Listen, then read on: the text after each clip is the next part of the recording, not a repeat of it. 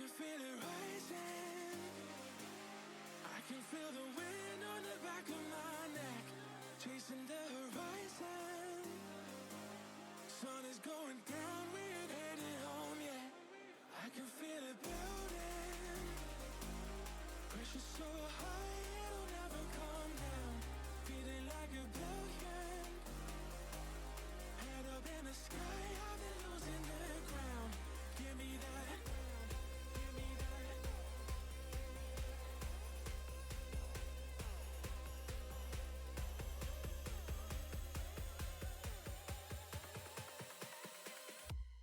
I can feel it.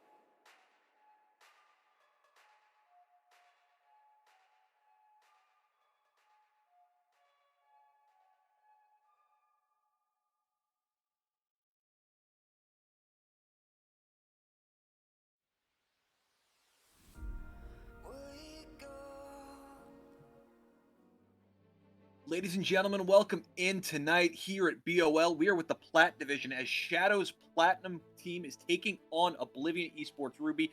I am Bickle, filling in game number 1 most likely for Nayarko, who unfortunately can't be here at this exact moment, but we're joined by the friendly face as always with Shibby. How you doing, man?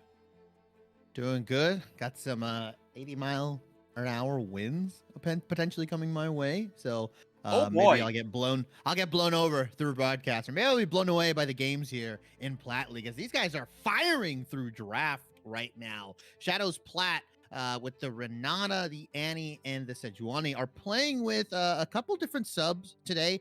Individuals are going in a little bit of different positions here. ShadowZ Plat with Archer actually going into the jungle, and Decerus, one of their subs, filling into the bot lane here. Archer's E-Kitten still going support, Kuma going mid lane, and Young Rat in the top lane. While on the side of Oblivion, everybody's in order. They've got every single starting roster 5 here. So I want to give the edge to Oblivion just based off of rosters for right now, but as they're plowing through draft, Seraphine locked in for ShadowZ Plat's Oblivion Ruby immediately answer with the Lux Jarvan.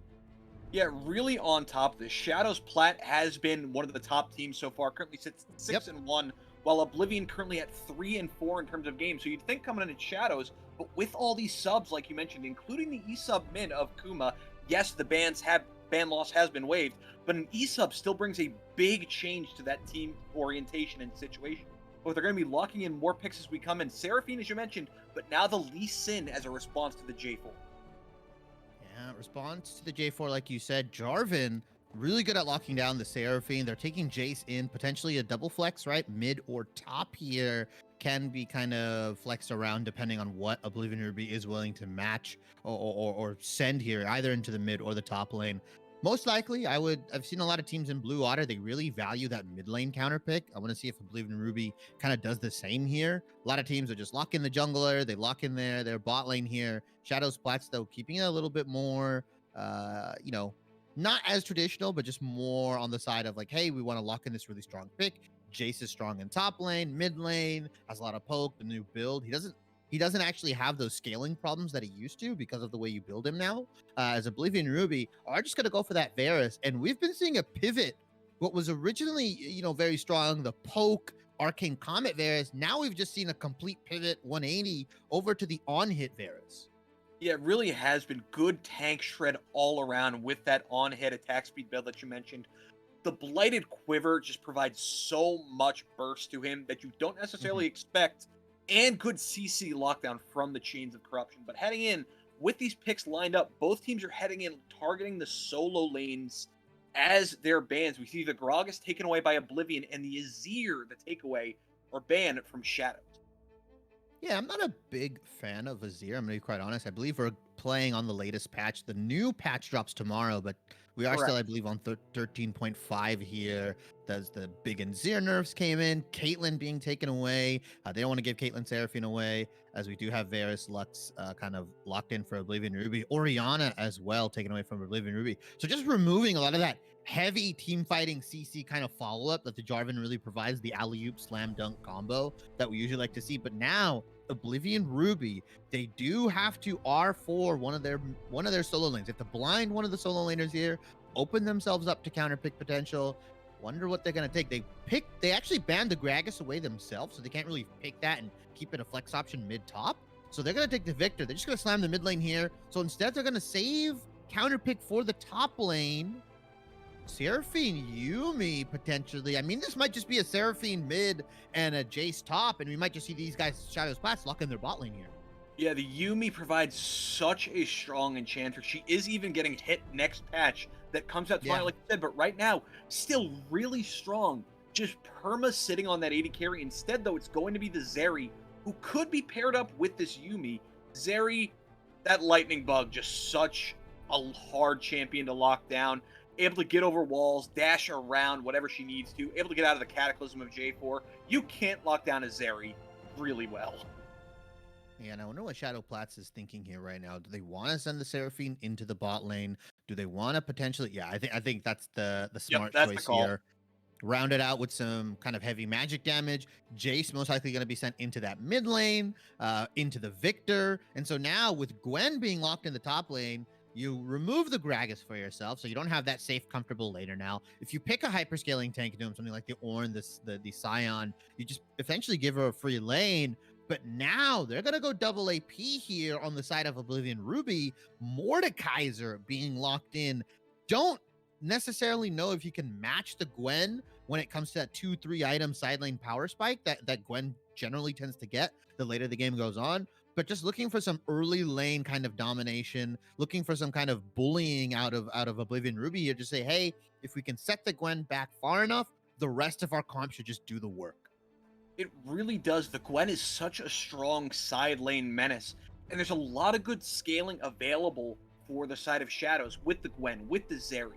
Even the Jace, as you mentioned, with that newer build, has some good scaling available, and the Seraphine.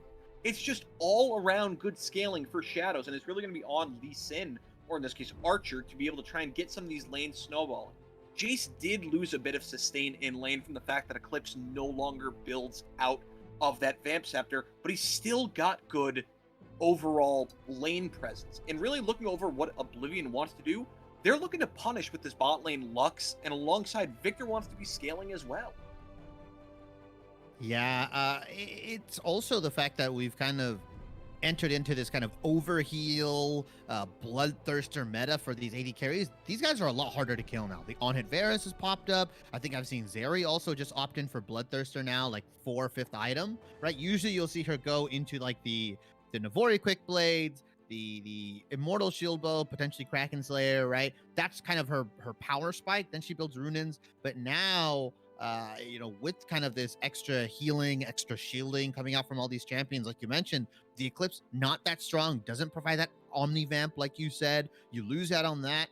Into the Victor, he should be able to bully a little bit, right? At least into the early levels. But once this Victor hits level 6, there's a really big potential for this Jarvan Victor to just completely shut down Jace here. They've got the Gravity Field, the Cataclysm, the EQ knockup, and there's not much Jace can do if he doesn't switch his form fast enough and put out that hyperspeed gate so he can get out of trouble, right? He is actually fairly immobile. He has to use some of his tools to kind of outplay ganks, and the execution is on ShadowZ Plats here to kind of use those tools, use that utility, and say, hey, I have to avoid these ganks. I have to play really safe, because if Jace is just going even, that means that Victor's just going to be allowed to scale. He's going to be allowed to do a lot of work come these team fights.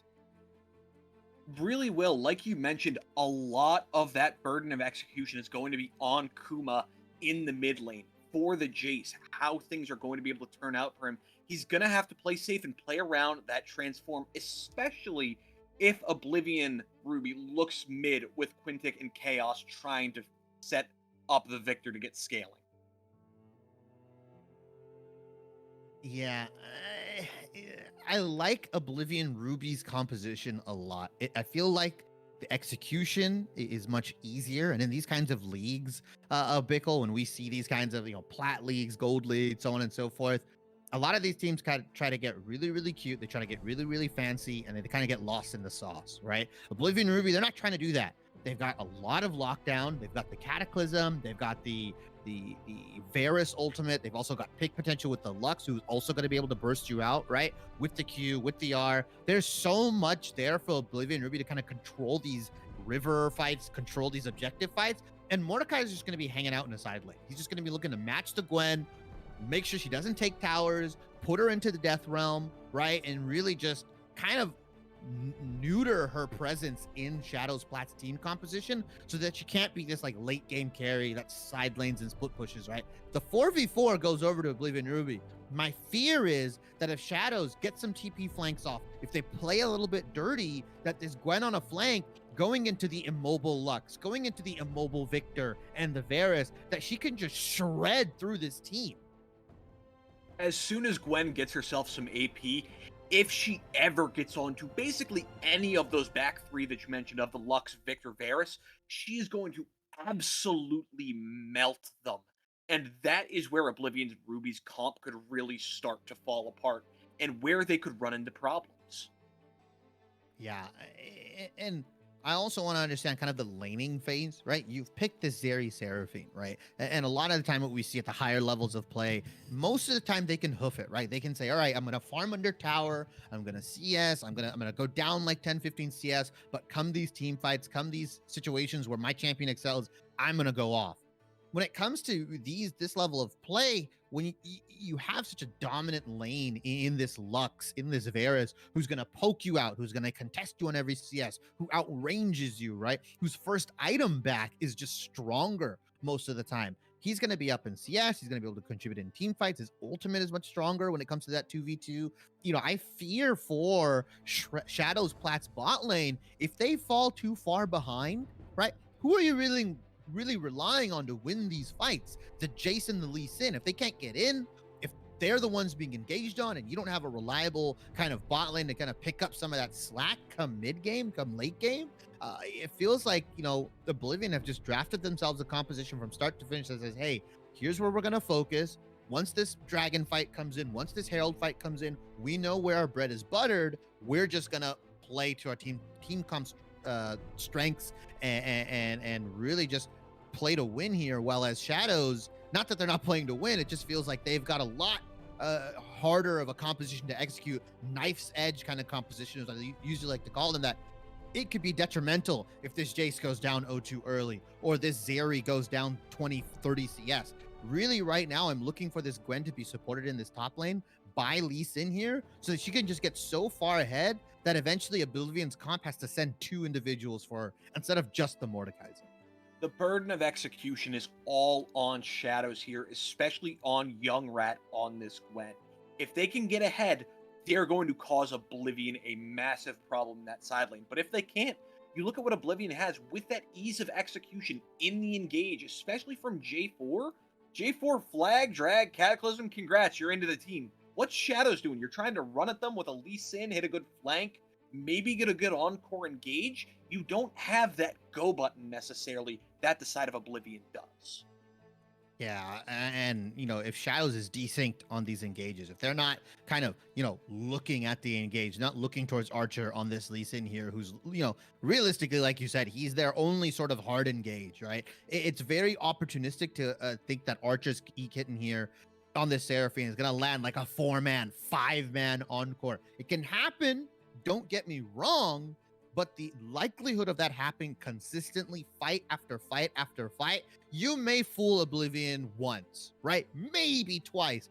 But eventually, this team's going to start playing a little bit farther apart. They're going to have their Jarvan tank the encore, or they're going to have their Mordekaiser tank the encore. And eventually, they're just going to turn the fight with their superior kind of, like you said, multitude of go buttons, right? Flag and drag cataclysm. You've got the binding light coming out from Lux. You've got the chain of corruptions from Varus. Hell, you even have a gravity field that if somebody gets caught in that, the absolute, you know, an immediate follow-up from any of the members of Oblivion, like, it's a squishy composition. You don't have any tanks on ShadowZ side as well. So God forbid you don't build Merc Treads and you get caught with all this chain CC, all this burst. It's going to be really rough for them to navigate some of these early objective fights. I wouldn't be surprised if ShadowZ is just going to give that up. They're going to take, you know, start fighting on 3rd dragon, potentially 4th dragon. They may even give up 1st herald. They need to really like get one lane and say, hey, we're going to get these guys so far ahead so that we have a side of the map to play for. Because Oblivion, so far, in my opinion, have drafted themselves fairly winning lanes, at least early across the board. I'm right there with you. ShadowZ has no reliable tank. If you get caught with any of that CC, you go boom, you go bye. And that's an Oblivion team fight win. And I'd ask you, looking at these comps, what do you expect? But you've pretty much laid it out. You think Oblivion's draft is setting it up really nicely as we're heading into game number 1. And before we head to our spectator delay break, is there anything else you want to throw out here? I you know, like I said, I think ShadowZ definitely, based off standings, are the better team. Right? They have the players to potentially execute on this composition, right? They're a top team for a reason, but Oblivion is not far behind. I believe they're only 1 game down, right? They could easily snatch that 1st place spot, right? Tie for that 1st place spot potentially against ShadowZ, you know, if they get too cute. Obviously, it's a 3-game series. ShadowZ can kind of experiment a little bit. They can say, hey, we want to run this composition. We've been scrimming with it. It will be rough, though, right? Because they do have their AD carry, their original AD carry player playing jungle, and they have an E sub or an emergency sub playing mid lane, right? And they have one of their other subs playing bot lane. So for me, I would suspect that, drafting a composition like this, they've got to be like just exuding confidence right now, because if I'm playing with subs, if I know I'm playing with individuals that maybe I haven't scrimmed with or practiced with, I would pick something quite akin to Oblivion's composition here. I'm right there with you. Looking at what we've seen drafted, it feels like the edge has to be going for what Oblivion has. Between the subs and the comps, they've got the edge going in this. But we are now into our spectator delay. We are going to take a quick break here. And when we come back, Shibby and Nayarko's actually going to be here, are going to be casting you game number 1. It's been a pleasure being here for all of 10 minutes, but have a good night, guys, and we'll be back.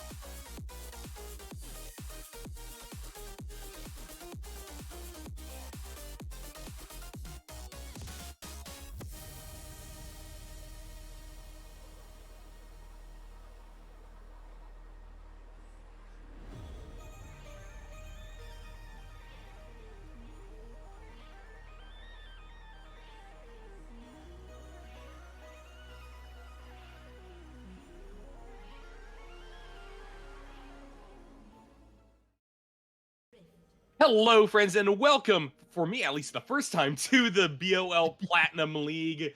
Sorry about the hiccups and the exchanges, but everybody was privileged to listen to Bickle, so I think that we have caught up on that front. I'm Nyarko, going to be playing for the rest of the evening, and I'm accompanied, as you all know, by Shibby, who actually is able to get here to the broadcast on time. We got ShadowZ Plat versus Oblivion Esports Ruby. And, I got to see a little bit of the draft here. These are some interesting picks, especially on Blue Squad side. Just to quickly break it down for you right now, Nyarko. So ShadowZ Plat's Archer, their original AD carry, is having to sub into the jungle here. Decerus, one of their subs, is playing bot lane, and they do have an E sub in the mid lane in with Kuma. So right now, this top team, the highest team right now, is not playing with their complete roster at the moment. That is quite interesting, and this is a very confident draft, given that that is the case. Without coordination, you're jamming NA Jakes. Should be an interesting call by ShadowZ Plat. Perhaps they have gained the confidence from their prior history in this league to go for these kinds of picks. We'll have to see how Oblivion Esports Ruby is going to react to it. I like their draft quite a bit, actually. Down bot side of the map, it isn't like we really get to see Varus Lux a whole lot, but Neostorm, if they can get some solid picks off, is going to force Decerus into some awkward situations early. Archer's E-Kitten will not be able to do a whole lot to defend this champion, even with their W in early levels, so that's a dynamic to continue to watch out for, and that could be a reason why both of these junglers have started topside. Yeah, and they're gonna get relatively, silent starts or dark starts here, right? Nobody's really gonna know where this Jarvan's coming from. Nobody's gonna really know where this Lee Sin is coming from. I'm more afraid of the Jarvan, right? If I have no clue where he's at, the shenanigans he can pull level 2, the shenanigans he can pull level 3, as now Neostorm and Ravensman, is he just gonna die? Oh my goodness. And the cleanse was burned as well. Trying to get out from the double beat drop, it just didn't matter. Archer's E-Kit and Desirous putting out the damage. And I think I spoke too soon about how this bot lane is going to go, Shibby. You are correct. That's how the bot lane should go. But the fact that these guys are platinum players, right? You know, everything can be thrown out the water, right? They can misstep, they can play a little bit differently as Kuma putting the pain down on Chaotic at the moment. And Ravens, man, bringing in that cleanse. I don't particularly know. Whoa! What in the world is happening in this bot side, Shibby? That's Neostorm also dead. Finally, Quintic is coming through. We'll be able to get a gank off, but a lot of summoners still available for ShadowZ Plat bot side of the map to get out alive. Archer's Kitten had already burned the flash, yet still survives that flag and drag in. And Oblivion Esports Ruby are just hemorrhaging gold at this point. Quintek going for the greed onto the Zeri instead of going potentially for the guaranteed kill onto the Seraphine, gets nothing in return, right? Gets a flash from Desirous, but the summoner spells are down for Neostorm. If they want, with the item lead that they've kind of generated as Archer's Kitten slams in the raw Roa component here, he's not even thinking about building support. He's just like, you know what? I'm just going to build this. I'm going to go Roa. It's done deal. Desirous, you're the support now. But with this item lead, this Lux is a very fragile character, right? You pick this individual so that you can play from long range, you can play with the poke, the binding light, and everything. But if you're getting outranged by the Seraphine here, as now Young Rat into Luis, this was a counter pick that got, Oblivion Esports Ruby, and he just gets the kill. That's a really good flash Q setup by Luis just to take down Young Rat. That is a lane that finally you could say is winning for OER. And honestly, this is kind of what was expected out of the Gwen. It's not a champion that's super strong early and can struggle quite a bit to actually keep their health about them versus something like the Mordekaiser that can kind of just constantly E through your W because of the proximity that the champion functions at. So yeah, Young Rat's going to have to play safer. That being said, you know, you still have a winning bot. So Gwen right now doesn't have to be a carry, just has to be a split-pushing nuisance come late. Yeah, I mean, this was the counter pick that was afforded to them as Young Rat, no flash, no TP here. That's a really smart play from Louis, or Luis here, I'm gonna say Louis, to just kind of trade your HP, chunk her out as much as you can, because you'll return full HP, and she's gonna have to walk up to the wave eventually. Yeah, look, Young Rat's taking a back right now. Probably on a very awkward timing here, just because he got chunked out so much. He knows that if once Louis returns to this lane with this blasting wand, with this amplifying tome, and he's not full HP ready to fight, he will never be able to walk up to that lane and contest as much CS as humanly possible here. Smart back from him. The lanes looks like it's gonna go even. He's actually gonna get back there first. Looks like Louis took his sweet time kind of in the shop. Yeah, and Young Rat also has the movement speed boost with the E, just able to kind of dash forward with skip and slash. So that's giving them the ability to at least receive this push in that Louis may be starting up.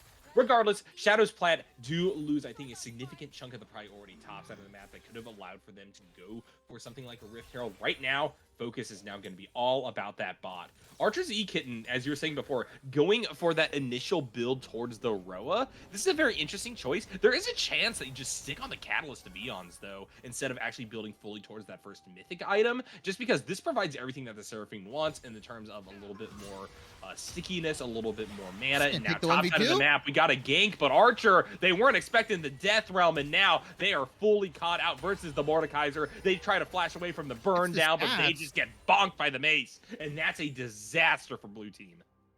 And that's just because Louis ended up staying in lane just a little bit longer after the kill onto Young Rat. He ticks level 6 first. He actually ticks level 7 before Young Rat can even hit level 6 because Archer was in the lane. He dies, saps some of that EXP from the minions, and now Louis has got himself about a 1.5 level lead. Funnily enough, with that pressure top lane, because Archer died, even though ShadowZ has the winning bot lane, Dragon goes over to Oblivion, starting that stacking early. And right now, even though Archer's been the proactive one, Quintek just trying to take objectives, trying to be a nuisance and apply pressure to some of these lanes. And I guess this is my punishment for trying to analyze a Plat game, but Shibby, this is what I was saying. I don't know why ShadowZ Plat just doesn't focus this bot side of the map. It's so hard to try to take down a raid boss Mordekaiser who could just isolate and turn a 2v1 into a 1v1 with ease. And now we're getting some more action. Raven's Man, once again, just having to cleanse out of the way. Archer's E getting pretty low, though. And now the Zeri is a bit isolated, so Quintic Neostorm jumps in. However, Neostorm is going to fall on the back end of that one because of Archer. Archer's E Kitten will provide the safe haven for Archer to jump back towards them under the tower. Everybody is safe. It's a 1-for-1. And unfortunately, Raven's Man unable to get that kill with the empowered WQ. I think it loses damage the more individuals it goes through, if I remember correctly. So I think if he just hit Archer's Ekin alone, then it might have killed him. I think he lived with just like a sliver HP. As now Louis feeling some of that pain. Young Rat wants to give it back to him. This Gwen, even though she's like, what, Amp Tome, Ruby Crystal, she actually shreds through the Mordekaiser here. Really impressive showing. Young Rat apparently knows the limits of this champion, and so piloting like that, you could easily get back into contention within this fight. So that's something to watch out for. That lane could not be going as deep into OER's pockets as we were first thinking. We'll have to see. I think control is going to be very necessary up there for ShadowZ Plat, as now they have been denied First Dragon. They're going to have to look for the Rift Herald if they want to get something with such a high tempo jungler as the Lee Sin. So that's what I'm going to be keeping my eyes on now, as ShadowZ Plat and OER now move into that 8-9 minute mark, kind of the middle part of the early game, pretty much neck and neck. Yeah, I think the scary thing is, though, Louis has slammed in the first item of the game, right? Not a mythic, but still very scary, right? The Rylays onto the Mordekaiser, him accessing that legendary item practically at 8.5 minutes is just going to provide him so much strength in this lane. I don't think Young Rat is going to be able to do the things that he did earlier that we saw, where he popped the ultimate and everything. Louis is pretty much like a unstoppable force, or even an immovable object, however you want to see it. You know, you can't get him out of that top lane. You're not going to be able to move him away. And he's also just constantly pushing in. He's constantly providing lane pressure and is forcing Archer to kind of steer away from potentially the game plan of playing towards the spot lane, playing towards this winning lane. It's rough when you have a top lane like this in Young Rat, who needs to be this carry. And if she gets set far behind and she gets put into Death Realm, if she dies over and over, it's useless. Death Realm has already been used, and now Archer looks like they want to go in. Immediately just has to Dragon's Rage in order to stay alive, though, off of a really well-placed E by Louis. And so, yeah, that constant growing pain that you're talking about, Shibby, is once again redoubling the strength of OER. For bot side of the map, Archer's E Kitten with a huge encore through the Tribush is going to put Neostorm low, and Desteros is eventually able to clean that up. Now, Raven's Man has no up mana. to Raven's Man to try to get a kill back. However, they have no mana, and they cannot stand up to these two champions. Yeah, unfortunately, that on-hit Varus runs out of mana super, super quick. No Tear, no Comet, no Mana Flow Blind. So you have to be really on point with your trades. You can't kind of carelessly throw the Q out when you're laning here, as that was a really nice play from Desteros and Archer's E-Kitten here. They drafted themselves a scaling bot lane into the Varus and into the Lux, and instead are just showing that they're just out-handsing this bot lane of Oblivion Esports Ruby here. And that's a huge root. Raven's Man has the cleanse available, decides not to use it, and now because of that, Desteros is able to get right on top of them. They were trying to go for the kill onto Desteros, but Archer's E-Kitten is just going to get more fed. 3-0 into on the Seraphine, Louis? and look topside, Shibby. Louis overextended. Young Rat gets a kill right back. Oh, chaotic. Flash E. It's 3 turret shots, I'm going to say there. Back to back to back. And like you said, the saving grace for Oblivion Esports Ruby was that Louis was so far ahead, but he just does not respect Young Rat, does not respect the Ignite, the absolute true damage that this man can build. Is Archer looking for a greedy play right now. Uh-oh, the 1v1. Deciding to go over the wall with the Dragon's Rage Q combo, but Quintic off the Cataclysm slam down is actually going to win that fight, come out ahead and slay their jungle partner. Quintic with the Cataclysm Q flash auto to make sure Archer has no time to react to that.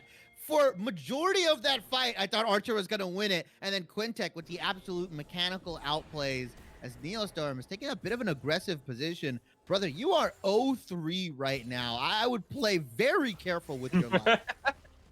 That's average mage support gameplay, though, Shibby. There's nothing better than just being 0-3 and yeeting those Qs out through the Tri-Bush blind.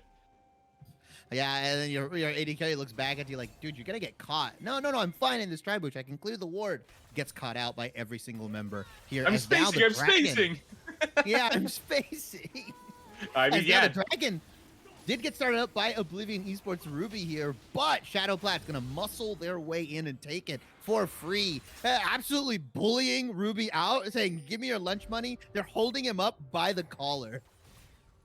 All right, and now we're seeing maybe a little bit of the bait by Archer's E-Kitten. Gonna take their sweet time clearing out the control ward. That's buying the space in the corridor for Archer to get close to this lane. And now Ravensman and Neostorm could be in trouble once more. That's going to be a big encore, immediately cleansed away by Ravensman. They fire off their chains and will go down onto Archer's E-Kitten, who has to flash back from this fight, but it's still a man advantage for ShadowZ Plat right now. Yeah, Neostorm dropped the full combo onto Archer's E-Kitten. It just wasn't enough. Quintek might be able to pick something up here. Doesn't have Cataclysm available. 4 men strong in this bot lane. ShadowZ Plat not giving OER's bot lane any room to breathe here.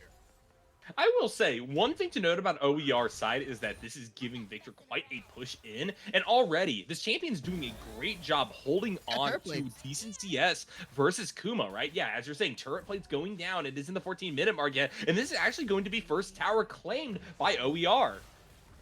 Yeah, and Chaotic, he's got the Ludens on the Victor. Mythics are coming out now, and Archer's E-Kitten, he said, you know what, I'm going to slam the Roa, gets it around. Yep. I'm going to say the 12-minute mark here has 2 stacks on it already. Very strong in their own right as a support. Now Quintek, the help of Ravensman, may look to do something.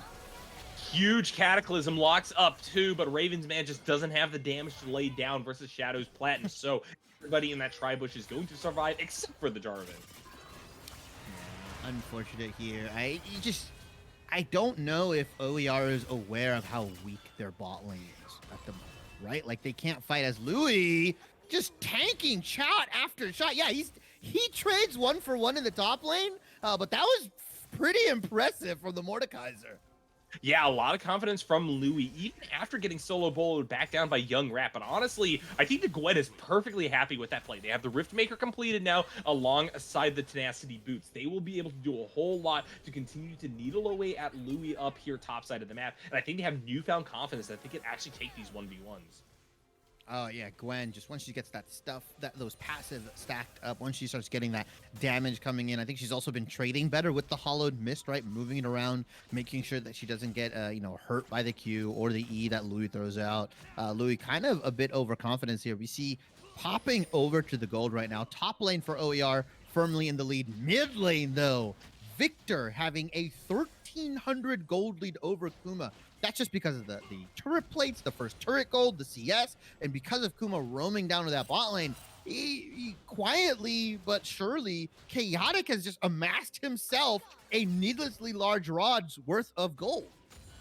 He's the richest person in the game here at 0-0-0. So the Victor, something to definitely watch out for. That's a huge scaling factor for OER. And now Ravensman's burden is going to be lessened quite a bit by the fact that Chaotic was able to hold on so well. And in fact, profit really nicely from some of the macro calls that ShadowZ Plat was making.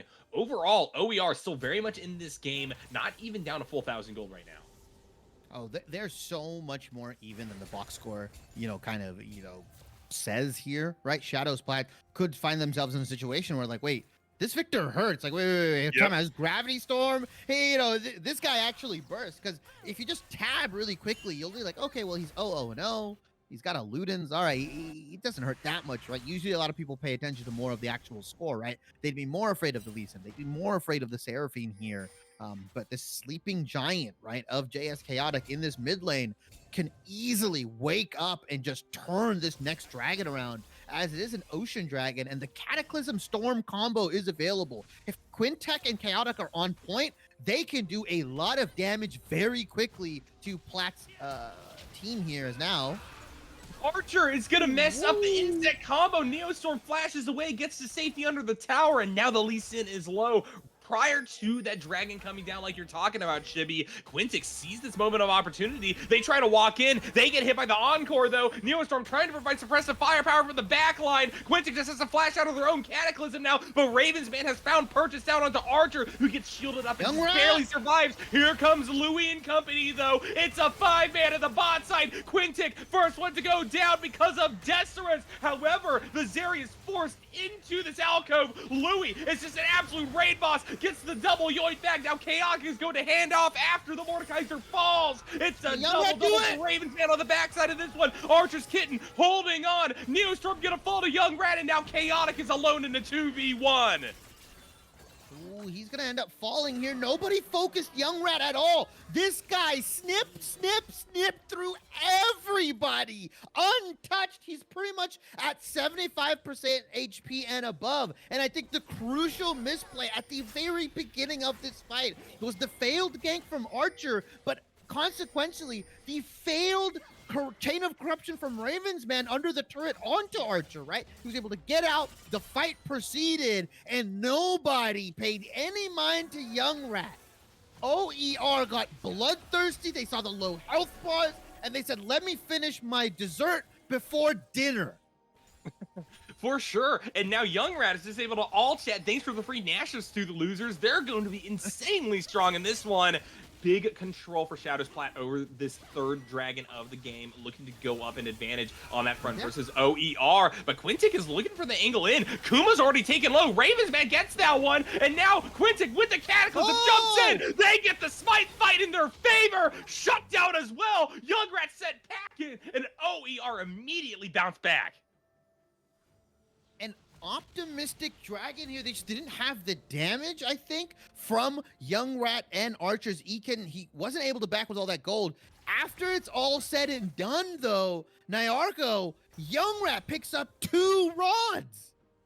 It's actually crazy how this game has developed. These players that I was not thinking were going to be the carries, all of a sudden just eclipsing everyone else on the map. I mean, where, like, in the world was the play from Chaotic during some of these fights, right? They just weren't able to find purchase and get the kills that we were betting on them getting. So, unfortunately, they're sitting at 0-1-4, not able to profit nearly as well as people like the Gwen did.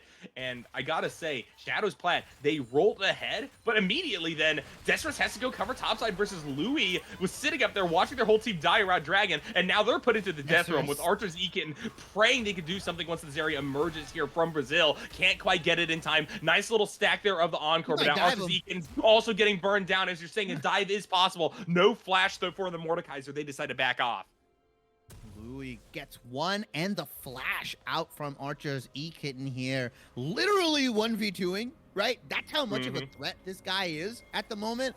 You pretty much have to send Young Rat there. And like you mentioned, Chaotic's play in that bot lane fight, probably not the most optimal, right? I don't think that Storm did too much damage. Wasn't able to combo with Quintic. Quintic ended up getting a one-man Cataclysm as well.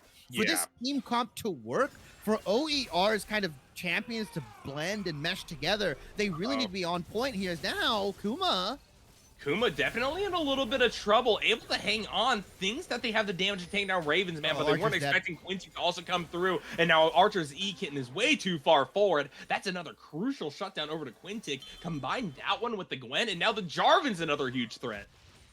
Yeah, Gore Drinker in hand, steadily building towards what I think is a Black Cleaver? Unless they change the build path. It might be Sterax.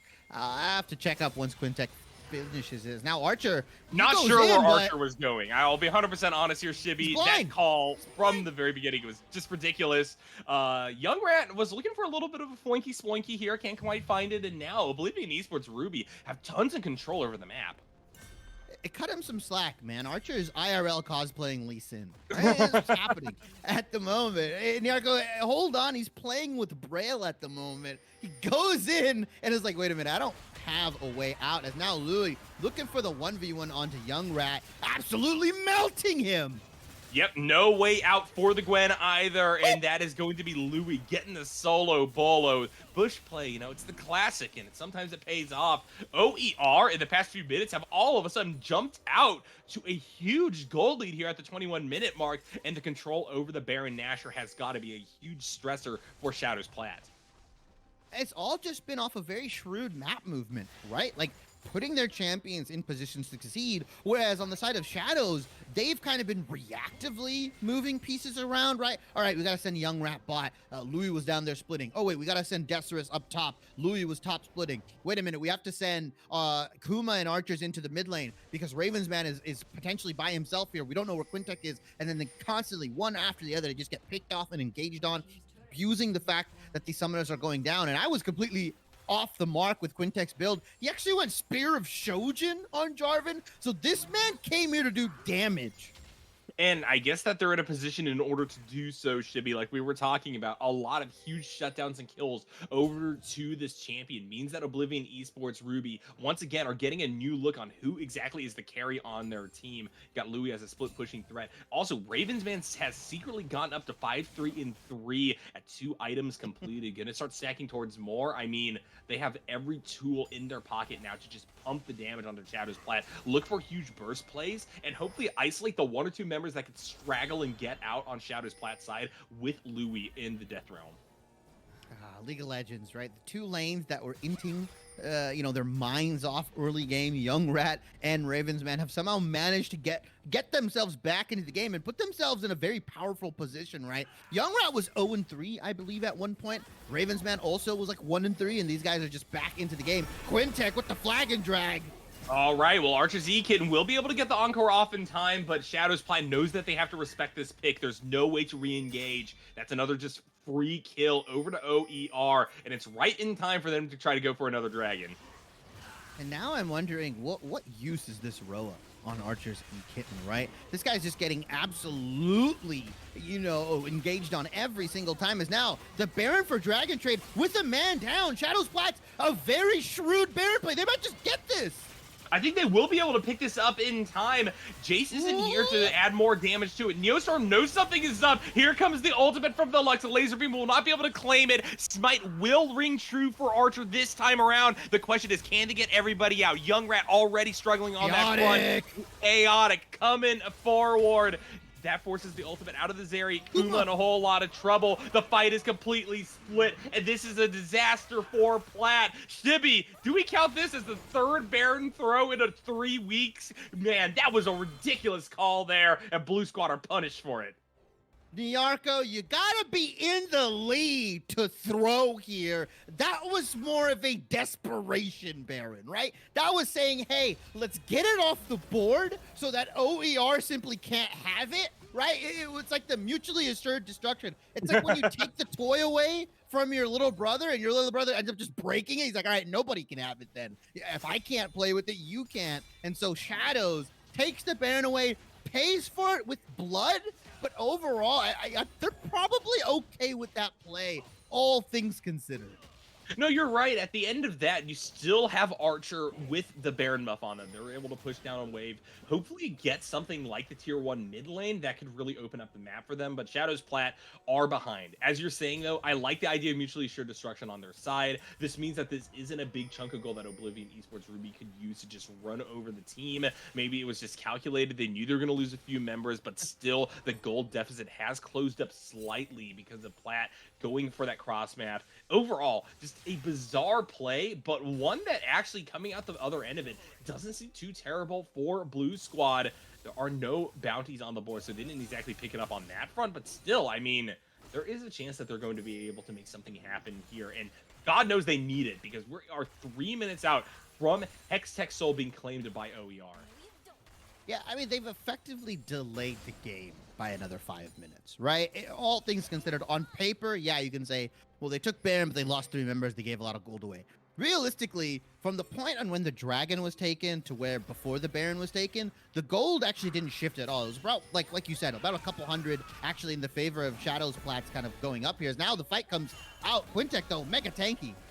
Archer already had to flash away. Quintek has a lot more mobility now than the Lee Sin to play with, although still the Blind Monk gets over the wall and to safety. Quintek doesn't want to let this one lie, though. They're going to continue to push forward. Yeah, Cataclysm still available. Chaotic, though, from that flank is going to get punished massively, and now Young Rat has found purchase down onto the jungler of OER. Shutdown is going to be picked up by Decerus, although the Gwen is now dead, and the low health bars from Blue Squad means they can't push any further. Where is Chaotic Zanyas? He's going for the absolute greed build right now. Luden Shadow Flame into the Death Cap. If he has Zanyas there, if he drops the Gravity Field, drops the Chaos Storm, and pops it while he's getting absolutely destroyed by Kuma and Archer, he lives, he buys himself some time, and he drops a lot of damage here. Now Shadows, with that play, looking to get tier 1 and even tier 2 now.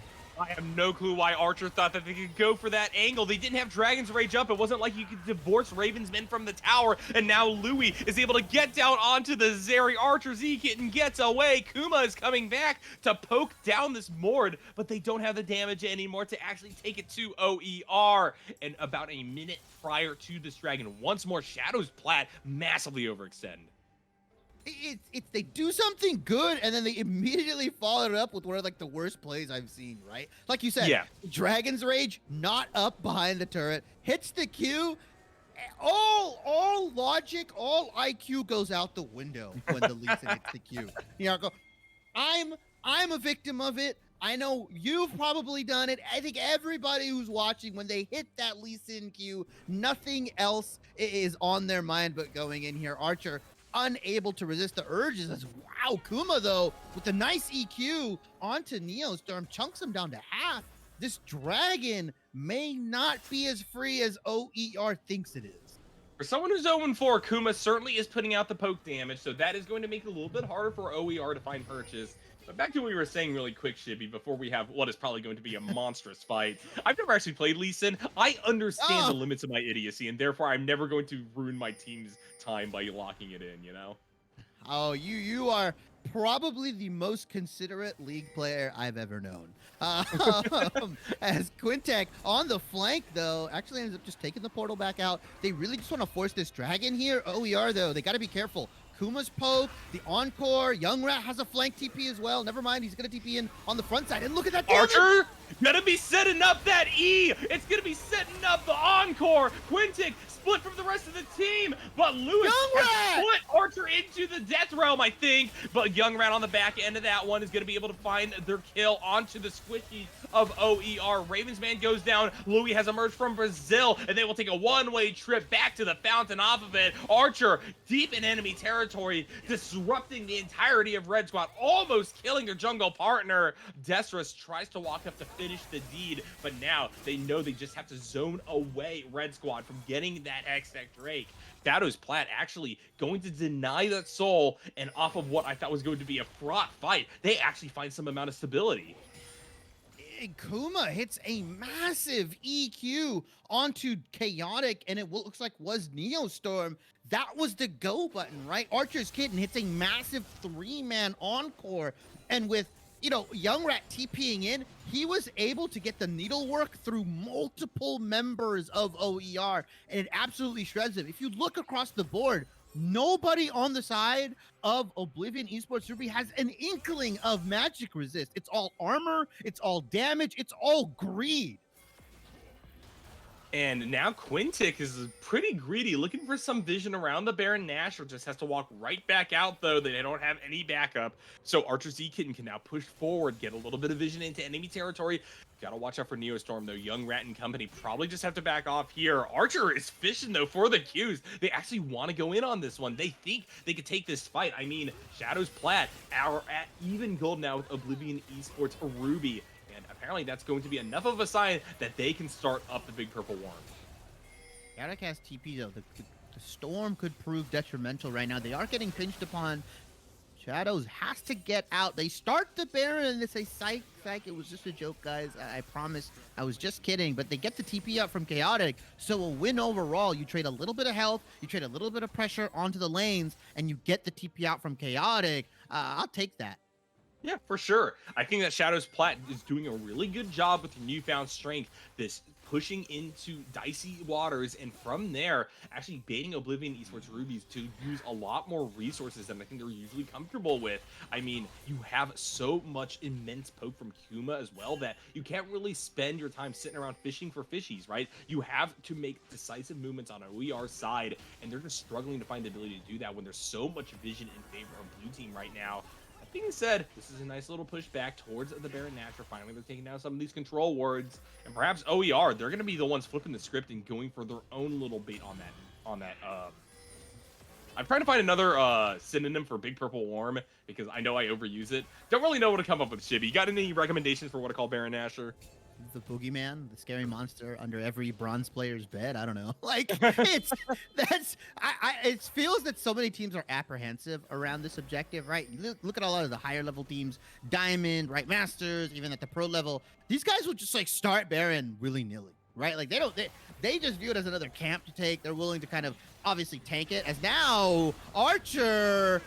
Yeah, really far forward here. I don't really know what Archer has been doing this game. It might just be like the fact that they play AD carry and all of a sudden you're playing a champion or a set of champions that don't immediately get destroyed if you set 1 foot out of line. So they're thinking, I'm free, and they walk around and they immediately just get dogpiled. Because yeah, you are slightly more tanky than say a Zeri, but you are not tanky enough to survive against 4 members of OER, who now, off of that pick of the jungler, are going to start up the Baron Nashor. Yeah, that's probably the last player you want to lose on Shadow's side here, right? I mean, you give E-Kitten away, okay, you give maybe Kuma away, all right, you can still maybe kind of threaten that Baron, threaten a team fight here. But with Archer gone, you lose the ability to steal, you lose your one of your main engage tools, one of 2, right? And so now Archer's E-Kitten has to hit like an immaculate encore if they even want to have a chance at this fight, as the Baron gets taken away here. And now OER gonna try to rinse repeat on this dragon. Let's see if they learn their lesson. Let's see if they understand what they need to do to prep this properly, as Quintek, man on a mission right now. Decent call trying to get onto Archer's E-Kitten, and because they decide to flag and drag in, Kuma, who was actually in rough spots as well, manages to come back and relocate to the rest of their team. And no kill is to be had, but I like to call OER trying to pick off some of these big teamfight ultimates very early on prior to the setup around this dragon. But at the same time, ShadowZ Plat, they know that this is make or break. They know that this is basically the game going to hell in a handbasket if they whiff here. Archer Z-Kitten still playing on the ragged edge, though. Blastplant will get them to safety, but oh my goodness, they are just barely dancing on the edge of Jarvan's effective range. And I'm confused at what Young Rat's doing here. He has the Baron, or sorry, he has the TP. He has the advantage here. He should be just Mongo splitting top right now and forcing Louis to match, because if he doesn't, then he takes a turret. He takes potentially tier 3, but instead has allowed Louis to just walk with him into this bottom lane, saving that TP for potentially a teamfight as Quintek. Whoa, that was such a good Dragon's Reach from Archer, preventing the engage from the Jarvan, and now Oblivion Esports Ruby have to try that again, as we do see the flank set up here. Young Rat is going to take that Hex Gate over the wall, and now ShadowZ Plat have found their angle towards this dragon. It's going low. It's going to be stolen by Archer. The redemption arc for the Lee Sin. Can they clean up the fight, though? Chaos Star was pushing 4 members away. There's a shutdown placed onto Young Rat, and now Quintek finds the space to jump forward with the Cataclysm. It's the yoink back from the walls, and that's going to be Mordekaiser now on the double kill. Quintek going low, though. GA is popped by Kuma, but the poke is too much to bear. Ravensman able to get that one picked up. Destrus and Archer will survive, but they are the only 2 remaining members. ShadowZ Plat have stopped the soul, but they bleed more gold over to some of these carries on OER side. You cannot make that mistake again, Oblivion Esports Ruby. You've given the dragon away twice. Now both teams on soul point. Archer, the hero of this match right now for ShadowZ Plat here. He won't be able to stop the tier 2 push here, but so far, both Barons fairly inconsequential when all things are considered. Yeah, ShadowZ Plat are down a substantial amount of gold, but given that we're 36 minutes into the game and you have such insane scaling on the Zeri, on the Gwen, on the Jace, I think that they're able to answer back against a lot of what OER are packing, as long as they're able to dictate the boundaries of a fight. Right there, I think ShadowZ Plat made the right decision, but they did give initial initiation back over to OER, right? After they stole the dragon away. Archer was pretty deep up a creek without a paddle, had to use a lot of the resources to get back out.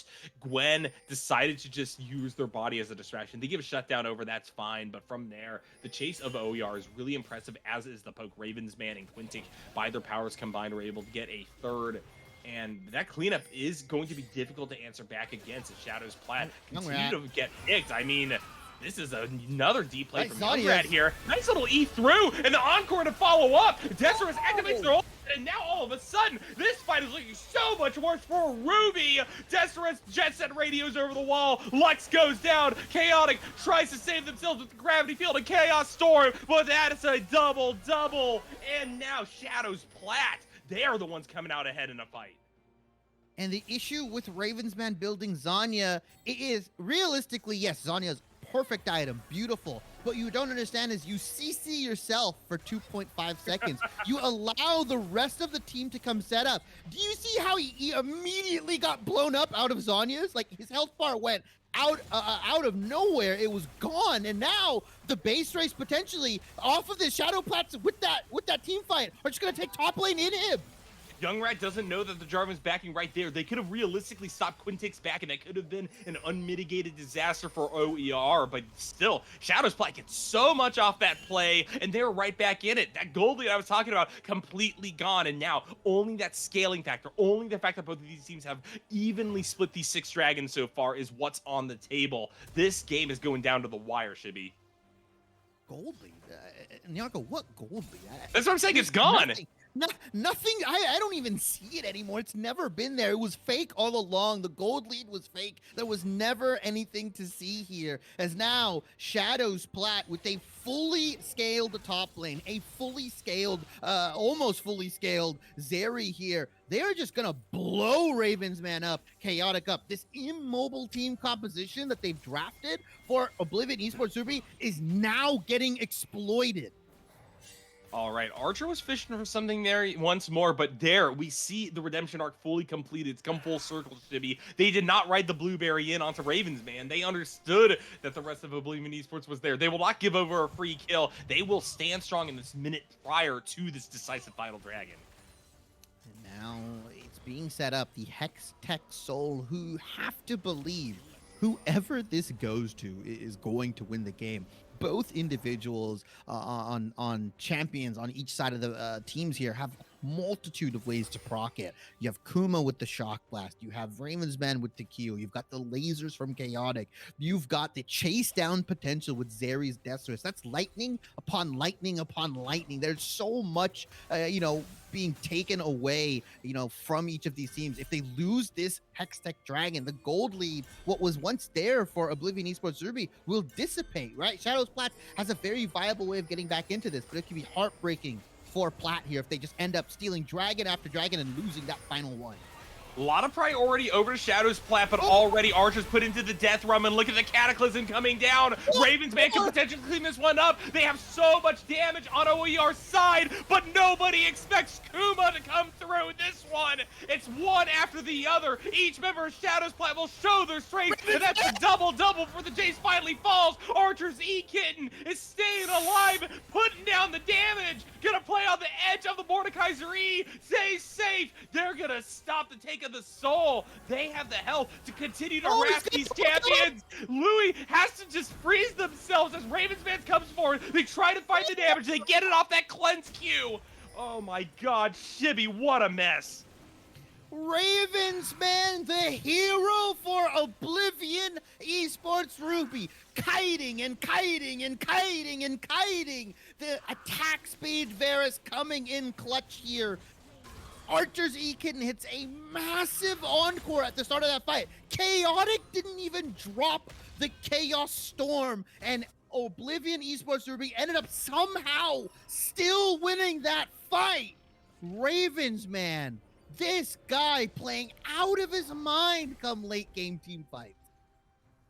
In Shadow's Plat now find themselves back behind in this game. They are down 4,000 gold. That doesn't really matter. I think that we've established that at this point, Shibby. But what does matter is now that is Hextech Soul by OER. Will be cut back a little bit because that is 3 passive buffs for Shadow's Plat. But, I mean, Hextech Soul is just one of the best in the game. The poke damage is insane, as you're saying. There's a whole lot of ways for OER to proc it, especially with Ravensman yet again finding several kills during a team fight. The Varus is as strong as they'll ever be.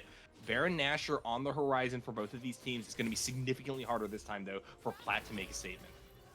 And I love how Ravens man came to the same conclusion we did. Yeah, Zhonya's sucks, actually. It's not good on Varus. I'm just going to go Bloodthirster. I'm going to have a bunch of lifesteal with this attack speed and just kind of win these fights outright. Really good itemization kind of across the board for OER, whereas for Shadows, it's not that I hate it. It just feels like the items that they're building, more reactionary, more defensive, right? Archer has the Black Cleaver plus Maw of Malmortius. Just now, Kuma, I believe, finished a Ghost Blade here, right? It went into this realism that Ghost Blade is now building the Caulfield Hammer into his final, most likely lethality item here. It just feels that when you look pound for pound across the board, Young Rat, very strong. Don't get me wrong, can shred through your team, but Chaotic and Ravensman have built themselves, although very greedy. Now the power is showing as Neostorm is gonna be fine. Just uses the ultimate here to check on Bear, and Archer was just clearing wards. Takes a little bit of damage here. Now Ravensman throws the Chain of Corruption out. It's fine. These guys are just trading summoner spells, or sorry, abilities back and forth, but nobody's really hard committing just yet. I mean, the hard commit is going to come from the fact that Destrus is way too far forward. They somehow are just able to skate over the wall of the Cataclysm and get to safety, though. Louis tries to re-push in, but ShadowZ Plat move like ants. They're all as one, kiting this wave back, and they will get to safety. Significant poke now coming down, though, from the Varus. That's something to watch out for. We'll see if Plat is going to be able to sustain long enough to push back towards that river and ensure that OER just don't rush down the Baron Nashor. Right now, they have to make it through this choke point first, though.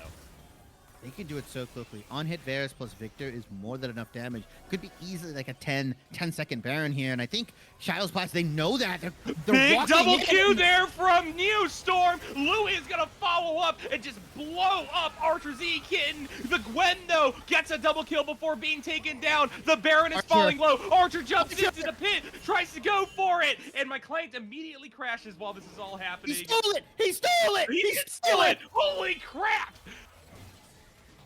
But okay. the rest of the team for ShadowZ Plat is going down. The Guardian Angel gets proc from Quintek here. They're on the chase to Destrus. The rest of OER are barreling down this mid lane. Death timers are long for ShadowZ Plat. They can potentially look to push it here. Minion wave is coming. It's Destrus versus the world. The last death timer, Kuma, is on 20 seconds here. They may be able to just take mid inhib and back off. Destrus needs to play very careful.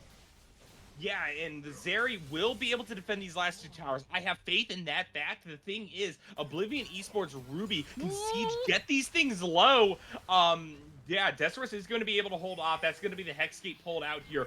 Deaths at this point in time from OER could be a disaster because that's insta setup there for stuff like the Elder Dragon. So I like the fact that they're playing respectful on this front. But Kuma, deep teleport. They want to flank Chaotic. Destrus gets hit by the Chaos Storm. The Zhonya's is buying time for the victor, but not enough with Kuma and Destrus just raining down Hellfire upon the squishy champion. Louis puts Archer into the Death Realm. Nice Dragon's Rage back towards the tower. They're starting to take quite a few shots. Young Rat's going to be here to smother the Mordekaiser as soon as they emerge from Brazil. They're able to do so with their snip. That's two huge picks. ShadowZ Plat right back in it. Archer with the Baron Steel stopped the game from ending. Kuma flashes out Cataclysm. Oh no, they are able to get out of the Cataclysm, but they are picked right back. So right now on the map, it's a 4v3. Oblivion Esports Ruby have some of their most fed members up though. Quintek, Ravensman, Neostorm as well. A huge MVP from that last fight with a big double Q pickup. Destrus pushes forward once again. It's huge about being dumped by the support before OER is going to have that position fall. Archer going low. Ravensman just too strong. Archer Z Kitten desperately trying to get out. Gets the double beat drop in order to do so, but now it's turned right back around to the OER favorite as Young Rat desperately tries to hold on. They're down on top of Ravensman. The ADC overextended. Teleport being channeled by Chaotic, but can they get here in time? Do they have the damage to kill Young Rat? And with the death ray, they will be confirmed with a resounding yes that they can in fact kill this top laner. Archer Z Kitten is isolated, is taken down, and I think finally, Shibby, we see the end of the game. Kuma's up in 9 seconds. I don't know, not quite just yet. I don't know if they'll be able to take it here. Baron is not on any of the members. Kuma can EQ this wave. He could definitely defend it here. He's gonna try to do something here. All right, well, already that one tower is going low. Chaotic is shredding it. Kuma just isn't able to find the damage necessary to hit Quintek or Chaotic. They're just obliterated in an instant. And that will, in fact, be first game going over to Oblivion Esports Ruby. in an absolutely hectic, sloppy, disastrous 46-minute game. Somehow, Oblivion Esports Ruby take the dub 1-0 so far in this series. If this game is an indication of anything, Nyarko, I have a feeling we're going to 3 games. Absolutely. These two teams neck and neck. ShadowZ, Plat, they played with confidence. Occasionally they were hoisted by their own petard, but as a whole, I think that they actually demonstrated a large amount of coordination that you just wouldn't expect from a group of players who are just kind of motley crew cobbled together from E-subs and the like, right? This is so impressive that they were able to hold on for as long as they did. And as you're saying, I think that they could easily take the next game. Oh, yeah. I mean, a team like Oblivion Esports Ruby, who has their full roster, who has their starting 5, should not be struggling this much against, like you said, a hodgepodge, motley crew of members, right? Archer, their AD carry is playing jungle. They got a sub AD carry in. They've got an E-sub mid laner in. And somehow, some way, they managed to keep it close. There were very certain points in time where they could have just gotten back into the game. Archer being the hero, stealing dragon after dragon, stealing the last Baron, giving ShadowZ Plats a new lease on life every couple minutes, and just allowing Young Rat to scale. They got the AD carry. They got a little bit overzealous. They tried to go for Quintek, and JS Chaotic with the hero TP drops the Chaos Storm, drops the laser here, and ends up picking up the kill and picking up the rest of ShadowZ Plat here. But Nyarko, that was a hell of a series. Hell of a game, sorry. Hell of a game. We got a hell of a series ahead of us, though. I think that is very clear from how this last game has gone. We are going to throw it to a quick break, guys, but when we return, it's going to be for the second draft of the night.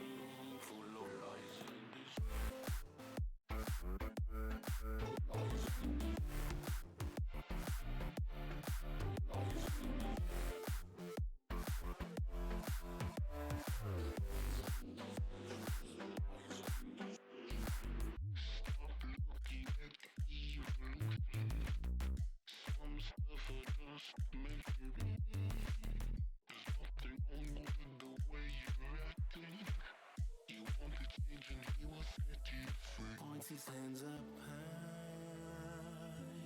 You follow it so blindly. He promised you the sky,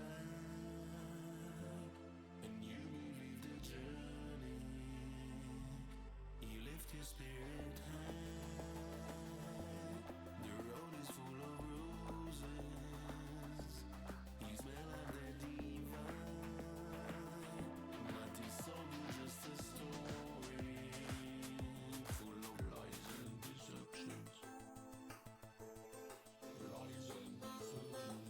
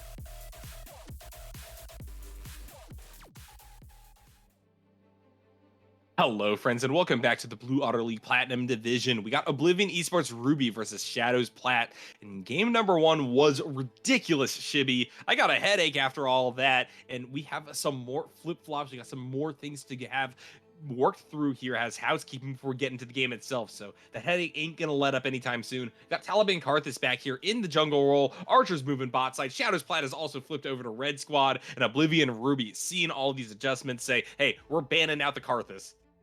Yeah, 4 out of the 5 main roster for ShadowZ Plat here. Kuma still the E-sub for the mid laner. And because of the use of an E-sub, ShadowZ Plat, I believe, actually loses out on 2 bans here. Oblivion Ruby looking to enforce that rule. Hey, the rules are rules. I get it. Enforce them when you want. That's your leisure. If you break them, if you break it, you buy it, right? So in this case, ShadowZ Plat is going to have to pay that price. 2 bans will be missing here, which will warp the draft quite a bit, because I believe ShadowZ Plat last game had all 5 bans available to them. Oblivion Ruby, though, they see the Karthus 1 trick. They said, we're not even going to try to ego you. Get that out of here. Silas being taken away as well.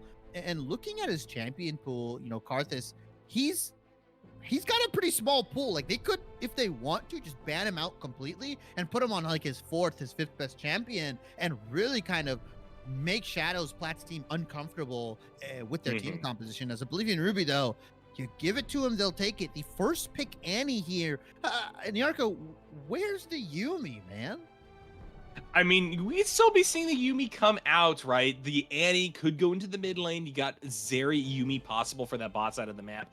Ravens man has been very impressive on one hyper carry, the Varus, and now if they could steal away that pick that we saw from Archer, or sorry, not Archer, as Archer was in fact the jungler last game, but if we see the pick stolen away from ShadowZ Plat, stack up and have a very good first.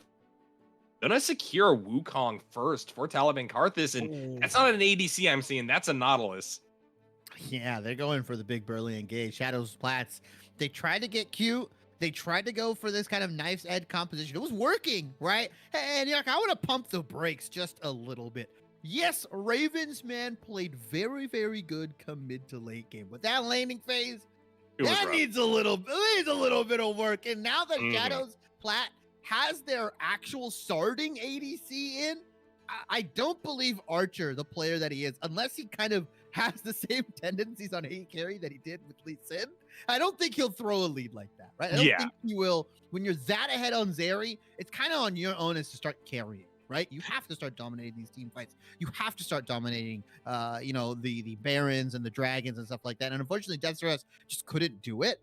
Yeah. And now Oblivion Ruby locking in that Sejuani, matching CC for CC. So far, both of these teams have drafted themselves some pretty strong go buttons, and bam, 80 carry for 80 carry. Kaisa Xayah locked in.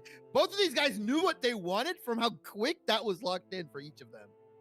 The fact that it's Nautilus Xayah is an interesting call. This is not a combo that you see very often. Xayah is a champion that very much likes to just sit back and farm early on. In fact, they're avoidant even post level 6 because of the way that their Feather Storm works. They're up against the dive-oriented champion in the form of the Kaisa, though, so maybe the Nautilus is just going to cut back against the instinct of Ravensman to go deep on this one. So we'll have to see how the supports play out on OR's side. ShadowZ Plat, on the other hand, they are looking to really secure a good top lane for themselves. Young Rat did well in the Gwen last time. I'm interested to see if it gets banned away in the second game, but they have a lot of options here. They're alongside the mid lane.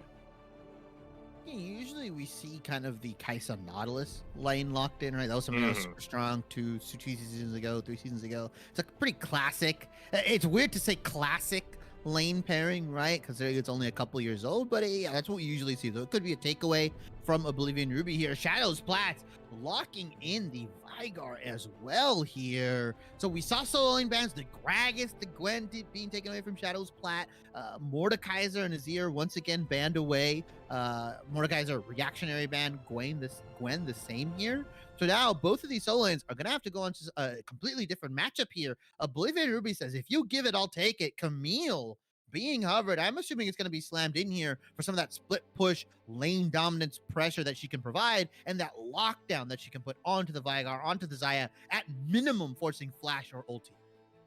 If you got a blind top laner for the actual lane matchup, you might as well go for something that's going to have fantastic lockdown against what you do see out of ShadowZ Plat right now, and I think Camille is a great choice on that front. Plat, I think, are going to have a very difficult time selecting an ideal top laner, given the composition that OER is coming through with, right? Young Rat can't go back to the Gwen. That has already been banned out. And you also have just an immense amount of AP damage already locked up for Kuma there in the mid lane.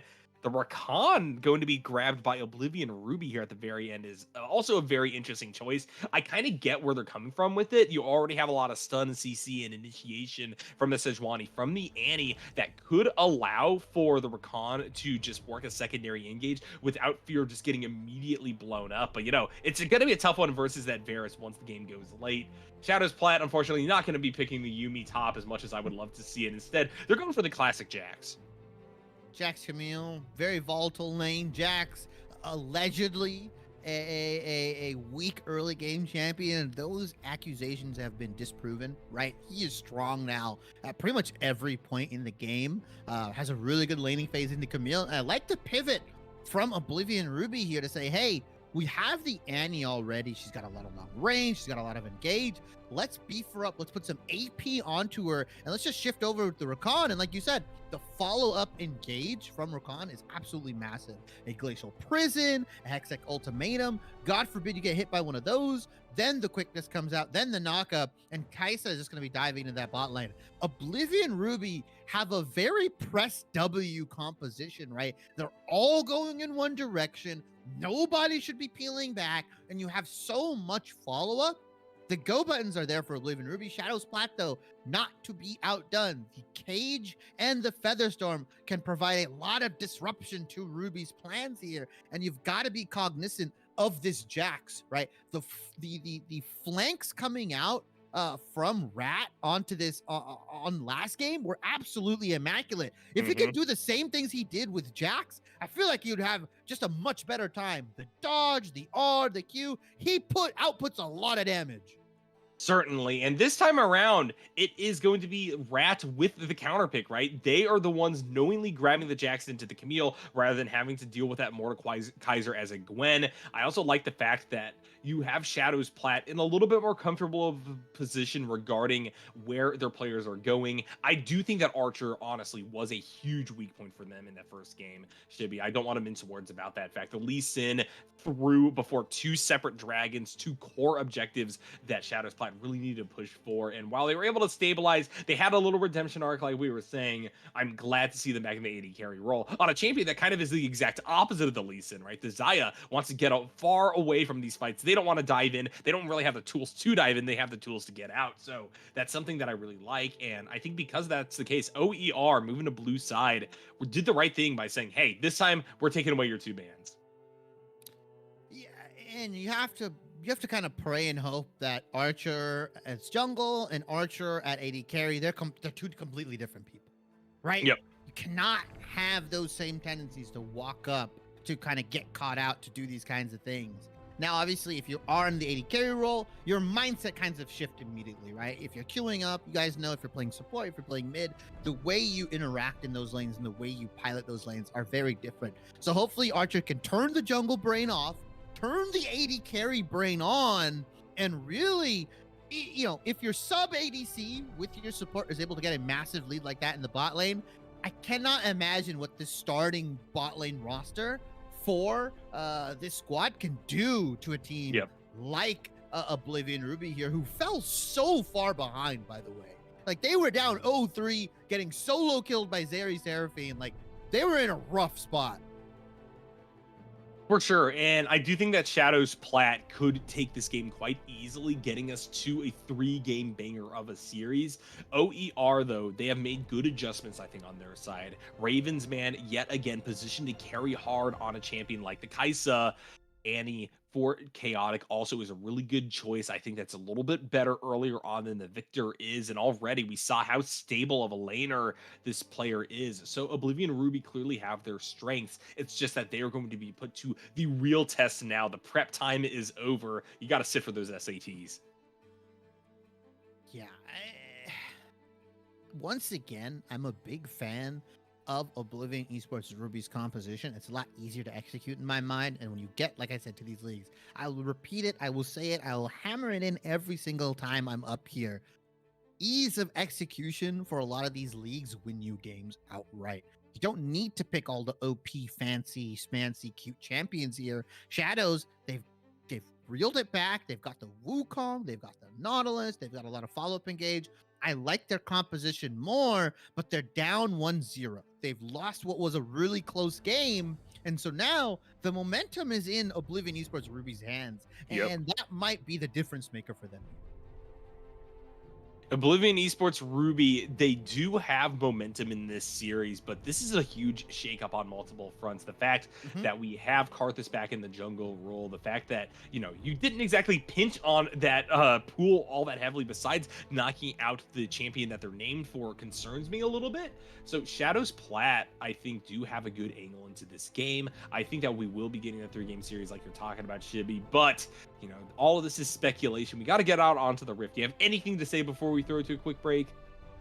I think get prepared, get ready. I think it's going to be a 3-game series just based off of the last game here. You said the switch up is for ShadowZ. ShadowZ is the top team in the league, by the way. They're undefeated. They're first place. It's not that this team can be counted out. It's just now the question is, how do you bounce back from that loss? How do you bounce back from something so close? You need more miracle steals, or are you just gonna be able to outlane them? And I think, strap in, buckle up. I think we're gonna be in for a heart attack of a game here. Alrighty. Well, you heard it here. Shibby, the solid, somber mountain over there, always keeping things together with my wild play-by-play where I just kind of lose my mind halfway through games. If he's saying that it's going to be a banger, it's going to be a banger. So with all that in mind, guys, we're going to throw it to a quick break. We'll return shortly with game number 2.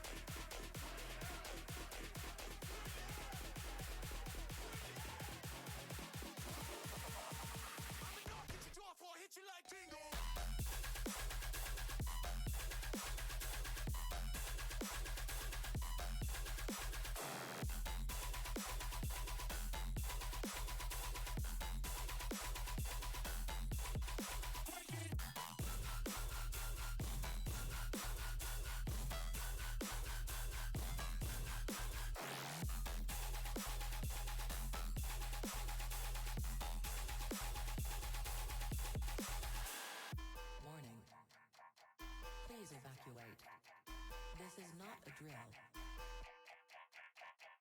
Warning. Please evacuate. This is not a drill.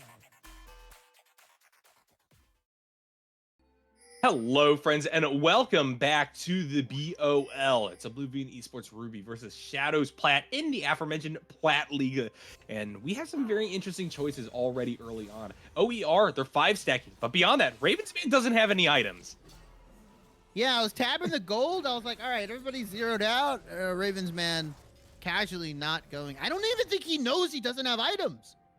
Yeah, he's completely clueless right now. Oh, dear.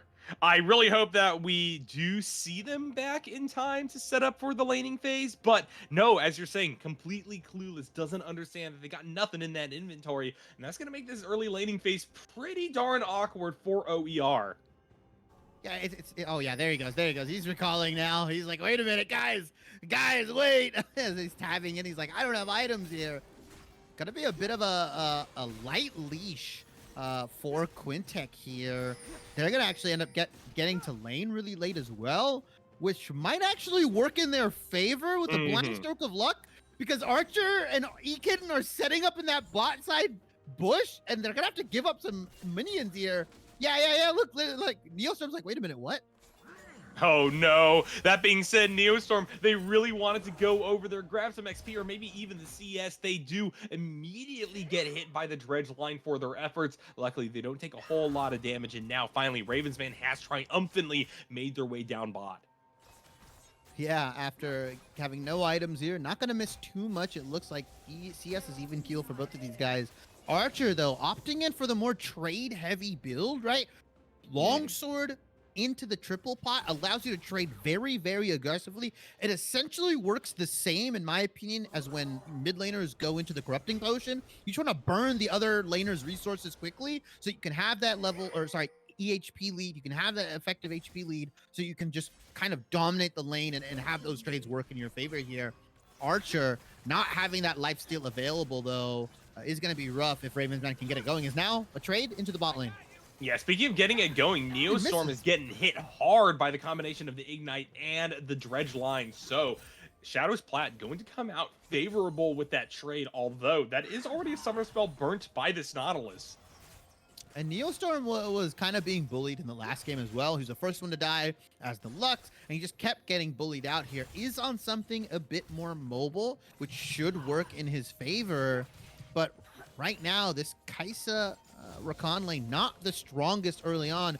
You have to wait till first back so that Ravensman can start putting some points into abilities, getting some of that, potentially the serrated Dirk, or if he opts in for the Dune Quiver here, before he can really start to trade with Archer and Ekitten. Right now, though, lane pressure going over to Xayah and Nautilus here, and so far, Chaotic did have to back here, shoving in Kuma on the Vigar, is able to get that Amp Tome, get a ward for himself in another pot.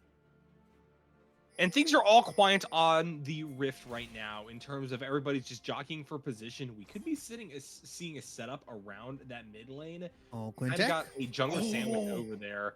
But yeah, across the board, it's been pretty chill, although Archer wants to turn that around, immediately flashes in another big dredge line, this time down into Ravensman as mid lane Chaotic is going low. Talaman Karthus flashes forward, cannot deliver the killing blow, though the Annie gets to safety.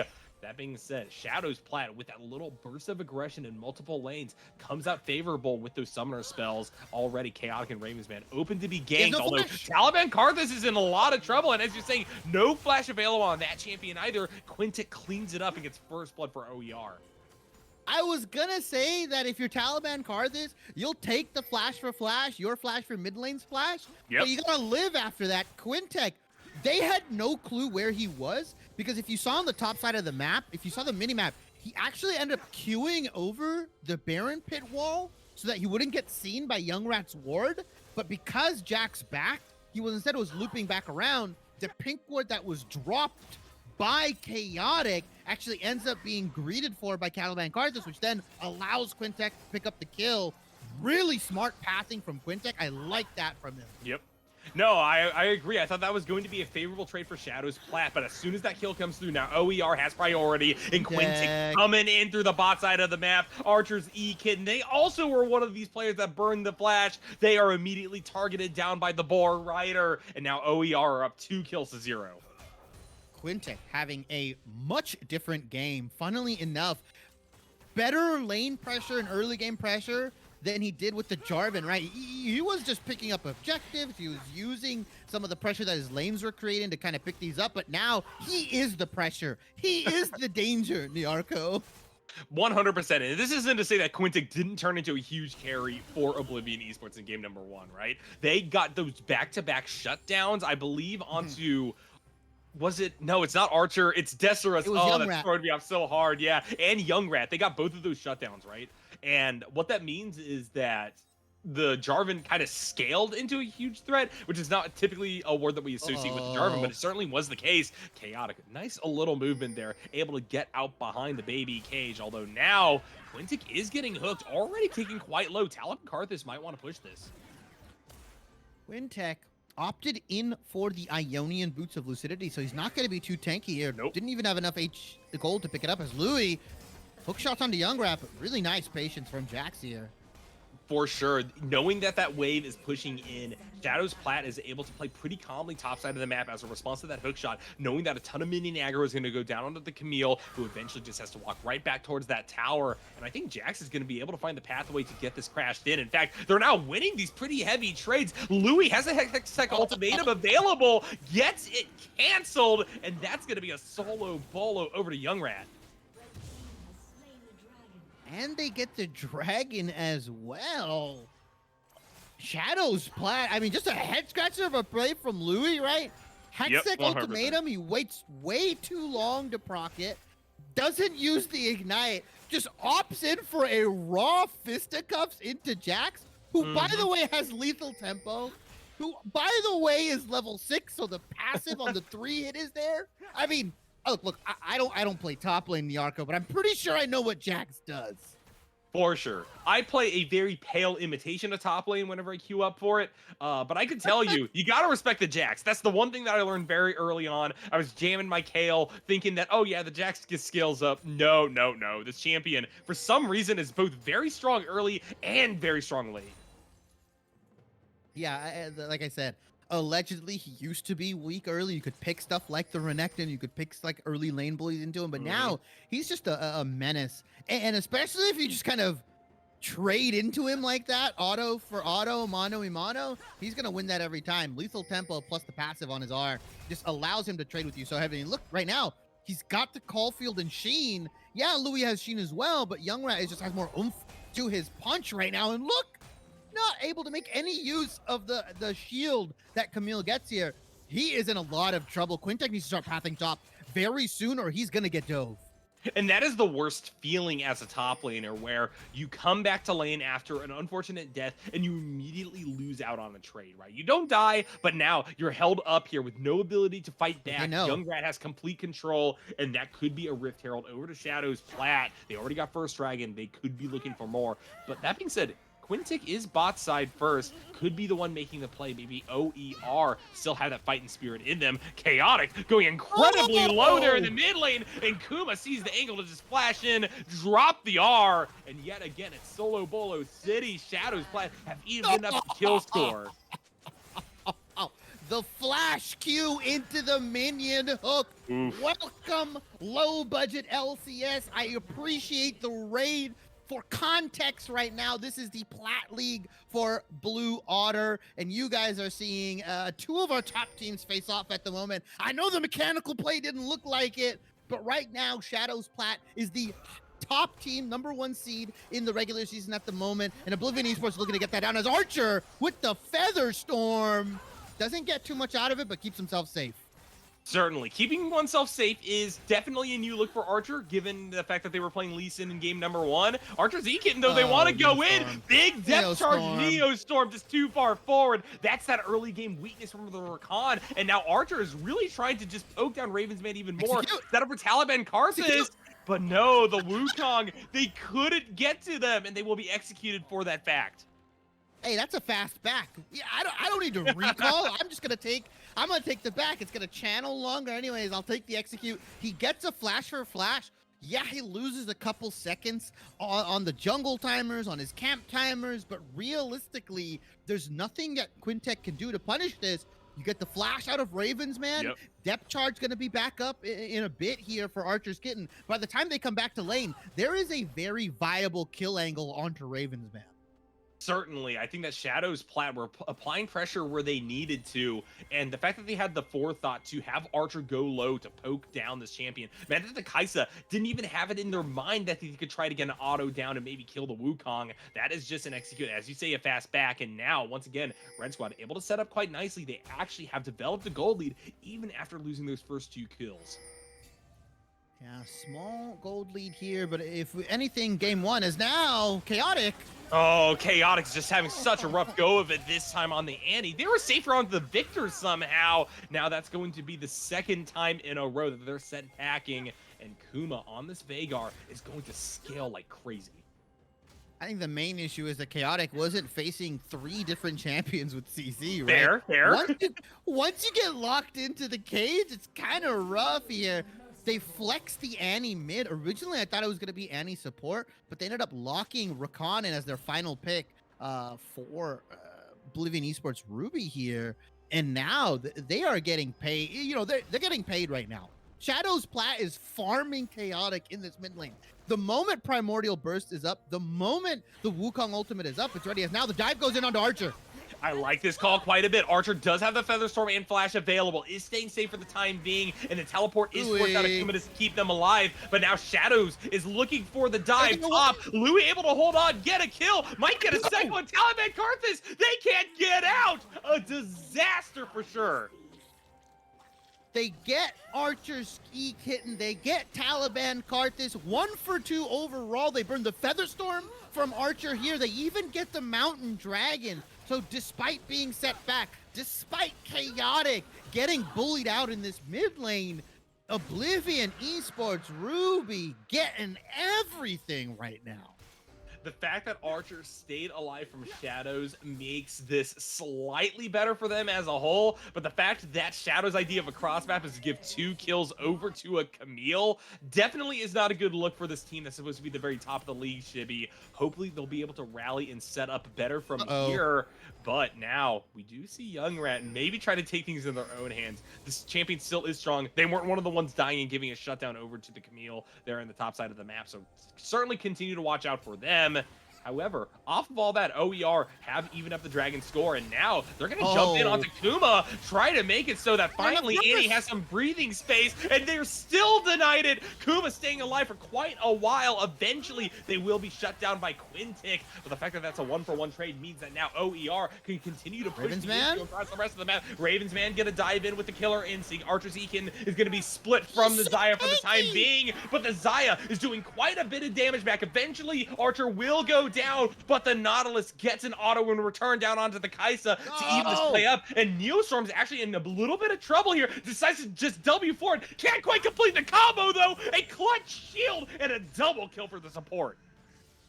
Oh, Archer's Ekin saying worth in the all chat right now. I got a double kill for myself. Isn't on the Seraphine, isn't gonna opt in for that Roa rush that she did last game here, but the locket of the Iron Solari being built for E-Kitten here. Mythics across the board now as we see double Divine Sunderer, the Everfrost, and an interesting item choice from Quintic as well. My eyes do not deceive me. He has also built Locket. I like this call for the support of Sejuani, knowing that they aren't going to be farming a whole lot. Their build is just far more thrifty than Taliban Karthus is on this Wukong, who similarly isn't really a great late game farmer. So they're providing a lot of priority over to Chaotic, Ravensman, and Louis, and I think that could be the call that OER wants to go for. Maybe even give up some of that farm late game to your own laners. That being said, Archer's in a lot of trouble. The Featherstorm already used, and that's a free kill back down to the Kai'Sa. And we said Ravensman had to clean it up. He had to work on his laning. He's tuned in the Arco. He said, you know what? All right, I'm going to get 3 kills in laning here. And Archer just getting absolutely solo killed here in that bot lane. And just not trading well with the Xayah. Louis, though, with the roam from Archer's Ekin into the top side, they are going to end up picking up the Rift Herald, I believe, for themselves. Yeah, Rift Herald is Did down. they? I don't remember who picked that up. I mean, it has a 2:30 timer, so we must have missed it a few minutes ago, Shibby. Shame on us and all, but yeah, now Archer's E-Kitten's in a little bit of trouble. Good blast line over the wall. They get to safety. Taliban and Karthus here. They actually kind of want to lead an expedition back into this topside jungle, and now it's actually the Sejuani that's caught out. Young Rat also flanking in. It's a 3v1, and Quintic, unfortunately, with that supportive build, cannot get out. Buddy, you got no Featherstorm, you got no Flash, you got no heal. You are dead to rights right now. I mean, Neostorm does whiff that W, cannot bring themselves to knock up their life, but still, there will be Archer going down. However, incredible turnaround yet again. You gotta stop diving this guy. Archer just has some black magic going where they're always going to come out at least even. And the tower lead going over in the favor of Shadow's Platts here, even though Archer's getting dove and he's getting 1-for-1 kind of off of the misplay from Neo. He had so much mobility and still ends up dying. Had the flash, had the extra E, the W as well, whiffed it there. They are just cross-mapping very well, and despite all things considered, Oblivion Esports Ruby is still down 2,500 gold. Yeah, for sure. This is not a look that I was expecting out of OER, where they're holding on quite nicely. They're actually the ones that I feel we've been focusing more on, Shibby, just in terms of how they're initiating a bunch of plays. But still, Shadows, this shows why they're a top contender. They're able to find advantages. Goodbye, Ravens, man. Expected. Sure, Archer's in a little bit of trouble. The same can be said for the side of Ravensman, who does get out safely, and it's actually Kuma who's going to have the tables turned onto them. So wild times all around. OER, they are about to even up that kill score. Can they even up the gold as well? Dragon coming up soon. That could be what's focused down next. Yeah, Kuma overestimating his burst damage at the moment. Can't get Ravensman out. Ravensman, though, the highest gold in the game, by the way. Double items. He's got the mythic plus the legendary here. So he's very, very strong. Yeah, he did get bursted out. But this dragon should be theirs. It doesn't look like Louis actually going to match. It's going to be a 4v5 here. They are just completely afraid of Young Rat now, who's sitting 3-0 on the Jax. I would be scared too. I think that you just give this up at this point in time. Louis doesn't have the teleport available to go in on this one unless Shadow's Plat massively overextends. I don't think you can take a healthy 4v5. Kuma also has the teleport, so they're able to go for the reset and actually match up with the Camille. In fact, coming out on top in that Summoner Spell exchange if they wanted to do so.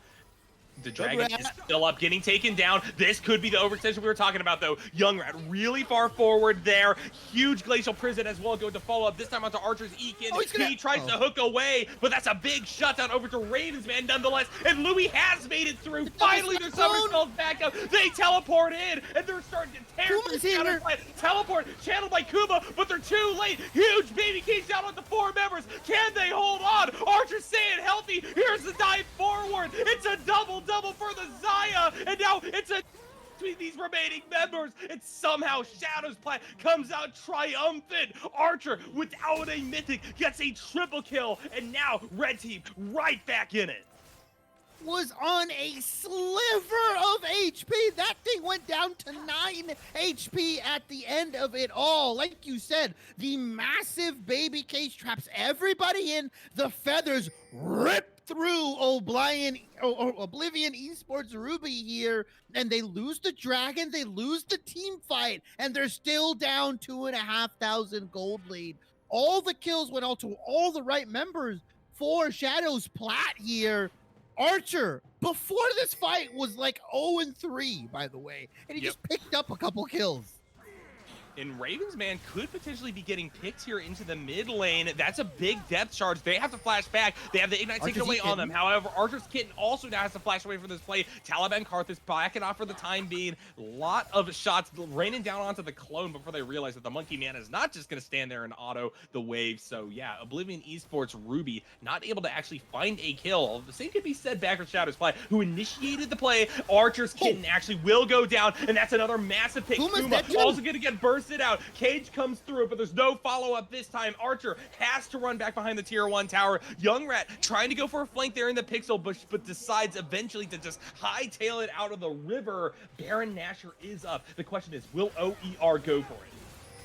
Taliban Karthus maybe looking to put on his Archer cosplay here, was the hero of game 1, stole the Baron, stole the Dragon. They're going to try to burst it out. Louis, though, zoning Taliban Karthus out.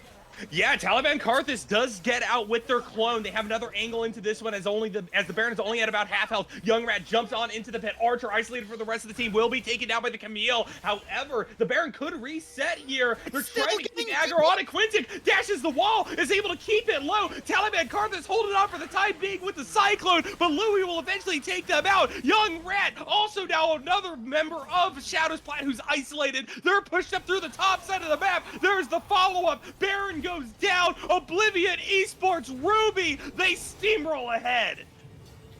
They keep the Baron aggro. They keep the zoning away. They juggled a bunch of different plates, and they managed to not drop one on the side of Oblivion Esports Ruby. They get Archer. They get Young Rat. They get Karthus. They have their cake and eat it here, Niarco. And that is just such a rough look for ShadowZ Plat. I understand what they were going for there, Shibby. They had a chance, even after that pick, to dissuade Oblivion Esports Ruby for going for the Baron Nashor, but they went in one at a time. OER, with that beautiful aggro juggling on the Baron, kept it low this whole time, made Taliban Karthus go for that desperation play, looking for the steal with their clone out. But while that was happening, Archer got chased down. Then it was Young Rat who fell as well. And now OER are actually in a position where they could just put this game away off of some big pushes. Oh, they can ice it completely here, right? Tier 2 mid going down. Baron still up for another about 2 minutes. There is so much turret gold on the map right now. Tier 1 and 2 in the top, Tier 2 in the bottom lane. Dragon is coming up in a minute. They have all priority on that, but Neostorm has no intention of sieging. He wants blood. Luckily, ShadowZ Plat are able to get out. The Rakan doesn't exactly have all the follow-up right there on Oblivion Esports Ruby's side to actually go for a play. That being said, ShadowZ Plat in a very odd situation where they wanted to try to push back up, and now Neostorm does have the follow-up. They're going to initiate with a huge quickness, hitting 3 members. Taliban Karthus going low alongside Archer's E-Kitten. Neither of these players are going to be able to make it out of this one alive, as Raven's Band is just going to be killer instinct forward, getting the double-double. The Vagar is now also dead, and that is going to be game, Shibby. Oblivion Esports Ruby, they refuse to be taken to a game number 3. Here goes the inhibitor. Archer and Young Rat cannot hold on. They don't do it. They don't do it. There's no way they end this right they here. They just blow him up. Oh my god, and now Young Rat's also dead. Kaisa was just too fed at the end of that one, Shibby. I cannot believe it. On red, on blue, Oblivion Esports Ruby are going to take it to ShadowZ Plat, the top team in the league. The Nexus will go down and bring an end to the series 2-0. Huh? Niarco? Huh? What? Oh, God. The Baron into the team fight? Into the mid lane, into the wipe. The last game was 46 minutes. Niarco, they heard me. They said Shibby's hungry. He's got to go to dinner, man. Let's end it in 23 minutes. The 2-0, the upset. Oblivion Esports Ruby take down our undefeated team. ShadowZ Plat is handed the loss on a silver platter. And I don't even know how this came to be, honestly, Shibby, because you could have easily turtled up on ShadowZ Plat's side. You got the Baron Nashor taken away from you. You lost a team fight. Now is the time to chill the hell out and try to find a pick. You know OER overextends. They've done it several times, even the last game. That's the reason why it was so long. But instead, they say, oh, you know, it's like one of those like old stealth games where like the guard sees you, but as soon as you hide in the shadows, they think you disappeared from existence. So they start like waddling down mid lane for some reason. They're in the perfect position to get flanked on either side of like that wall near the wolf pit. And here comes the Rakan flying in like a heat-seeking missile, activates the quickness, gets a 3-man charm, and then Kaisa just cleans up. Yeah, I mean, they just don't have, you know, the item associated. It's like peekaboo when you play with the baby. It's like, yeah, the object permanence, man. Where did he go? Where did he go? I'm in the jungle. I'm back. I'm in the fountain. Boo! Let's end the game. That's exactly what happened.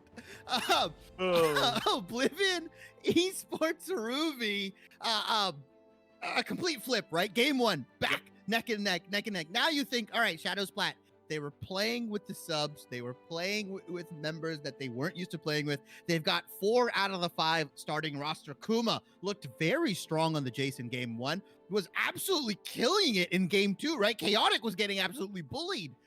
In the blink of an eye, they take the fight win, they take the Baron, they spin all the plays, they back, and they start invading the jungle, start setting up for Dragon. And ShadowZ Plat's I don't know if it was ego, if it was complete disrespect. I just don't believe they thought Oblivion Esports Ruby had that dog in them, man. And they just pull the trigger.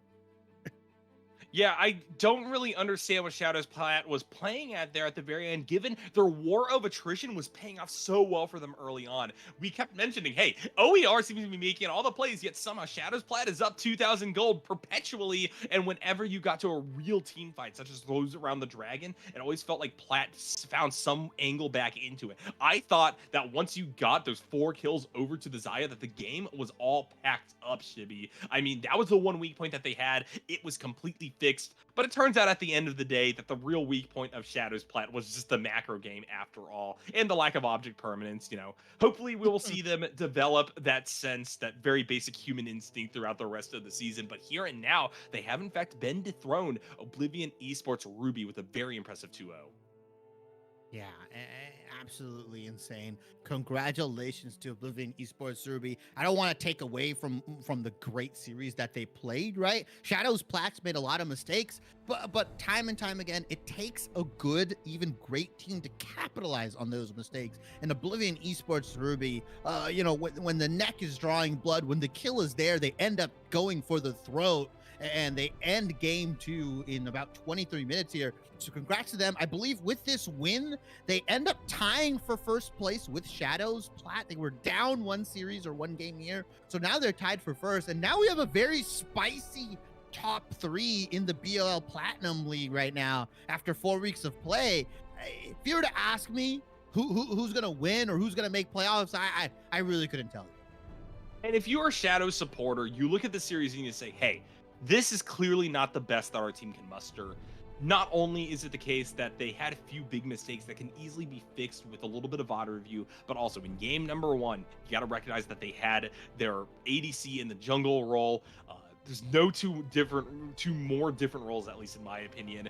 This clearly isn't their best foot forward. And then in game number 2, they were restricted on their bans because of Oblivion Esports Ruby. They were worried, right? They feared the fact that ShadowZ Plat, as a coherent roster with everybody except for the mid laner in their rightful places, could just take it to them. So I cannot wait to see what happens in the future. I hope that we could get an even 5v5 with none of these extenuating circumstances down the line, because I really think that either of these teams can make a case that they are the best right now here in the BOL Platinum division.